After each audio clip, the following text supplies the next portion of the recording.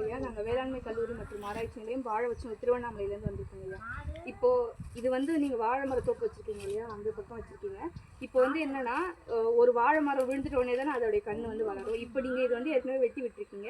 வெட்டி விட்டதுலேருந்து இப்போ இது ரெண்டுத்தில் எதுனா ஒன்று வந்து மரமாக வந்து வளர விடுவீங்க. இப்போ நாங்கள் வந்து என்ன சொல்கிறோன்னா, இந்த மாதிரி இருக்கு இல்லையா, ஏற்கனவே வெட்டின மரம் இதை வந்து ஃபுல்லாகவே பேத்தி எடுத்துருவாங்க, இல்லைன்னா ஒன்று பதிமாக விட்டுருவாங்க.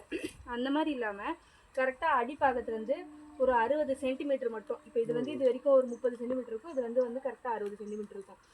இதோட வந்து இதை வந்து நம்ம வெட்டி விட்டுட்டோம்னா, ஃபுல்லாக இதோட வந்து அறுத்து எடுத்துட்டு வெட்டி விட்டுட்டோம்னா, இப்போ இந்த மரம் இருந்துச்சு இல்லையா, அந்த மரம் இது வரைக்கும் என்னென்ன சத்தெல்லாம் உறிஞ்சி வச்சுருக்கோம், அந்த சத்து எல்லாமே பக்கத்தில் நீங்கள் ஏதோ ஒரு கன்று வந்து விடுறீங்களா, அந்த கண்ணுக்கு மொத்தமாக கிடச்சி அதனால அது இன்னும் வேகமாக வந்து வளருங்க. இதுக்கு மேலேயும் வந்து விடக்கூடாது. கரெக்டாக இந்த 60 சென்டிமீட்டர்னா அந்த அளவுக்கு வந்து கட் பண்ணி இந்தாண்ட கீரில் போடுறதுல இந்தாண்ட போடு இந்தாண்ட அப்படி இருக்கு. அது லேட்டாக ஆகல.